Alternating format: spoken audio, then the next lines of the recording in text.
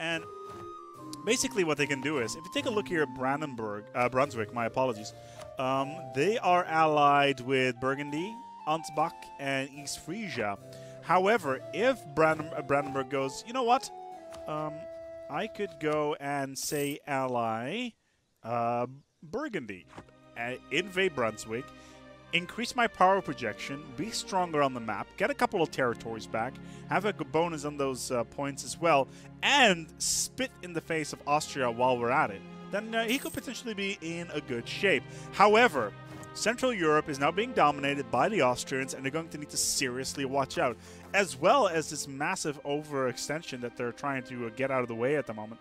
They've managed to invest a lot of monarch points at the already, getting those administrative points in, trying to integrate as much as humanly possible. And if 104%, 104% overextension. There's probably some Saxon patriots here.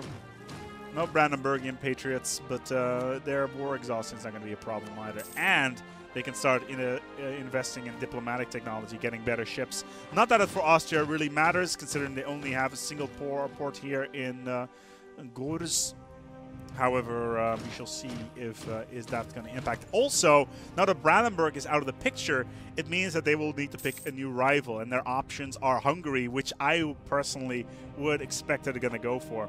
Together with Venice, take out Hungary, with Poland as well, place themselves firmly within the center of Europe, and then look towards Burgundy, France, and England later on in order to get back in the into the game. Take a look here at England itself. It's in the middle of invading Scotland, trying to form Great Britain somewhere down the line, taking air technology as well. They still have about 2 technology levels to go before they can create Great Britain. On the other hand, France, with Witch King, such a massive nation. Look at this. Taking over all of the Burgundy trade node here. If you look here, 84% being controlled by the French. And let's take a look here at this trade node. Oh, as well, 54% of the Western European trade node, of which nothing is coming in. No money's coming. This is all set up for a late game. Is being controlled by the French as well, and most of that, and I quickly need to see where is that control coming from. It looks like it is coming from just the trade power modifier, because nobody's really trying to control anything here. Nobody's got any traders up here. There's nothing going on there. And Western Europe, current trade power 36. Transfer from downstream.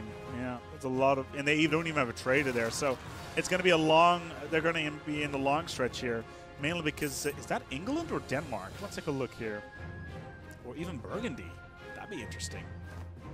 This is a colony held by. Is it England? No. Is it Burgundy? It is a Burgundy. We got a Burgundy's colony in Bermuda. Very interesting. The Burgundies have decided to start colonizing and looking at their ideas, exploration ideas and innovative ideas. And innovative ideas is very standard, but also exploration ideas. They managed to get that overseas exploration and an extension of that level 7 diplomatic technology, which increases their colonization range. And they will have a good stepping stone into the new world if they manage to actually, yeah, they do have a explorer here, which means they will be able to get in there into the new world. And actually, looking at this, they could be the first nation in North America. The Danes are already in the Caribbean. They're gonna try to swallow up as much of the Caribbean as humanly possible, potentially even the Aztecs and the Maya. And the Portuguese trying to carve up most of South America. We shall see if that's going to be the case, though. But this is interesting for the Burgundies.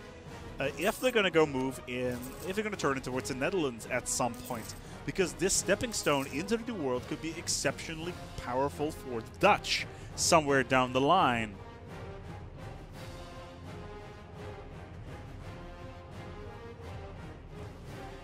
Why are innovative ideas Polish colony in North America? Hold on. Nope. Nope. None there. Somebody's asking in the chat, why is innovative ideas good? There's a couple of good reasons for it.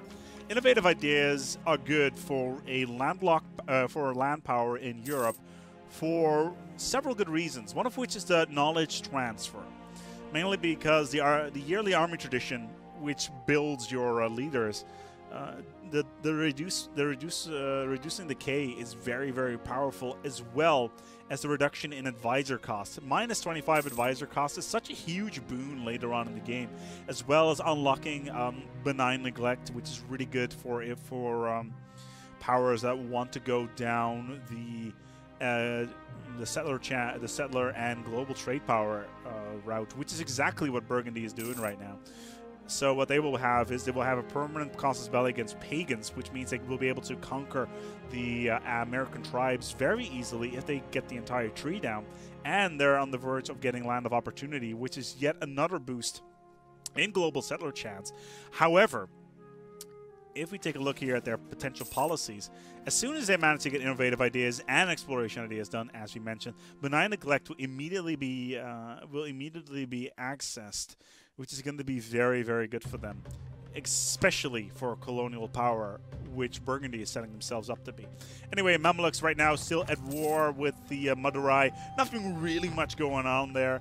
Let's take a look here at the Uzbek, really consolidating their power, potentially in the long term, turning themselves into Bukhara.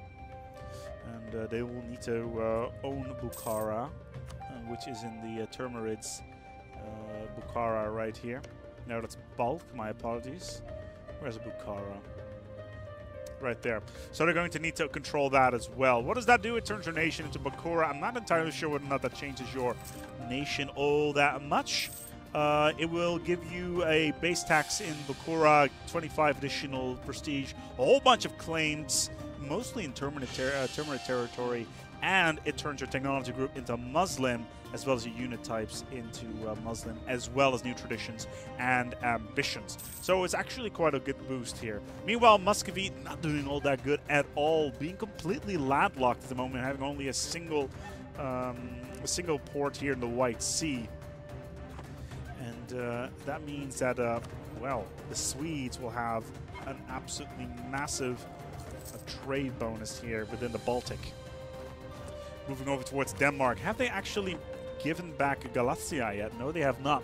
The rumor was for a little while is that they were just taking Galicia as a sort of a loaner from France, so they could integrate it. We are at war. It looks like Danish conquest of Lüneburg. They're kicking Brandenburg while they're down. Okay, so what this means here for the Brandenburgians that they are in deep, deep shit, because it looks like Burgundy has joined as well.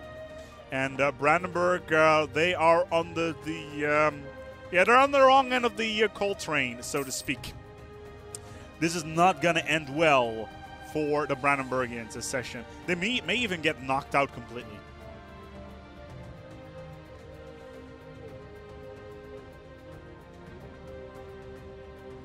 Very, very nice.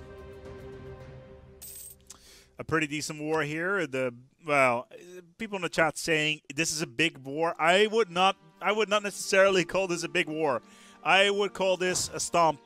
Well, in all honesty, this fight was just won by the Brandenburgians. That's kind of surprising, actually. 30,000 troops down. Such a shame that I missed the actual fight. Army tradition still at 30. Discipline at 100. Pretty good.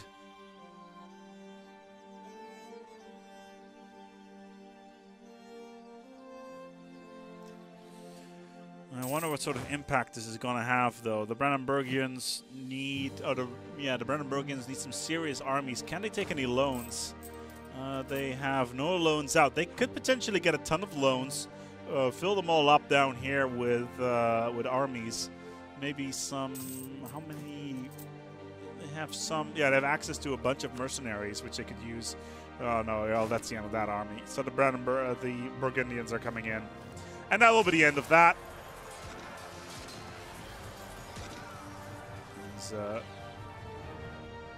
Brandenburg de la Est, so to speak.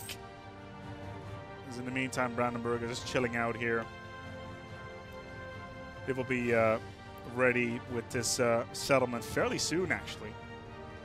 And we found a very interesting bug earlier on. It turns out that as a nation, I could go into Egypt war leader against Danish. What? So the Mamelukes have joined the Brandenburgians versus Denmark. All right, so yeah, Grugi has decided to go with war with Wiz. That's a curious development right here. Grugi spiraling all the way down into Africa, getting a lot of money actually, probably. Plus 39 revenue, plus 6 overall.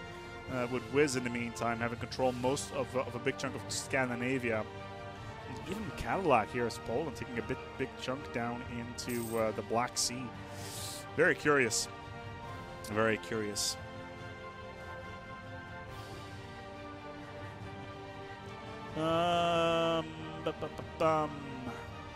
Jonas, of course, being joined in towards his war as well. Heathen, in the meantime, as the Omani, really expanding here. Is he playing as Ibadi? He is playing as Ibadi, which means that his morale of navies, as well as yeah, will get a decent chance on getting better navy morale. Not so much in a trade perspective, though. Despotic monarchy, and I still think that Oman is one of the funner nations to play because you have so many good trade ideas like merchant preference and of course expand trade contracts, security improvements. So I'm kind of curious why he went down the offensive path and not down the trade ideas path, mainly because he's in such a good position here. Look at this. He's already got 45% of this trade node. He's not done anything with the Indus area. It would have been kind of interesting, actually. He's got 12% here.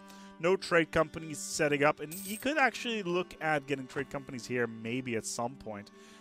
Taking over Sindh, perhaps. Maybe Gurjat. We shall see. But maybe play around with that a little bit. And we will get towards a trade company stage of the game in about 2, maybe 3 sessions, depending on who will westernize or if one of the European powers manages to get a foothold within the Asian continent. We shall see. Meanwhile, the Austrians are kicking back. The Brandenburgians are getting a massive foot up their ass, which is not all that comfortable at all, so I have been told. And the Burgundies are just like, yo, what's going on, Brandenburg? I'll have some of that German land. Okay, thanks. Bye. Also, yo, we got Bermuda. This is all cool. Anyway, check here.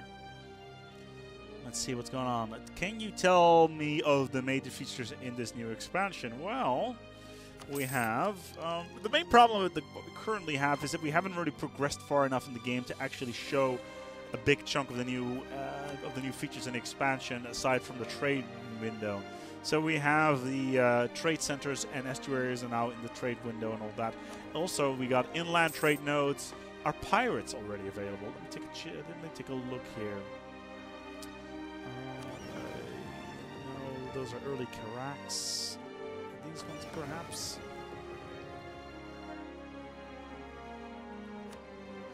No, it doesn't look like it. So, yeah, we're currently in 1510, so we can't actually show off any of the new features just yet, because a lot of the trade stuff is really late early mid game when it starts to pop up.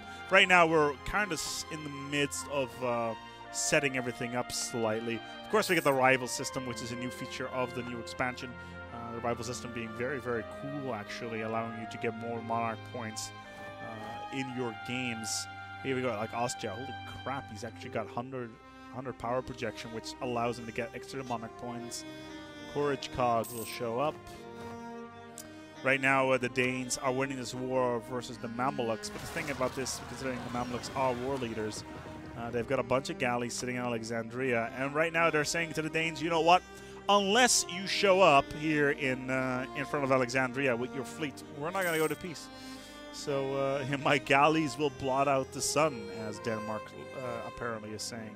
But Denmark is looking to take over all of the coast here as well, leaving Brandenburg with only 2 provinces. Let's take a look, actually, whether or not he would be able to demand that. Nope, he would not be able to. Does he have them as a rival? Denmark does not have any rivals, apparently, because he's at war. Probably should have said Brandenburg as a rival, bro, because then you would have been able to actually get them. Yes, late, mid, early game. That's now a thing. I just made it a thing.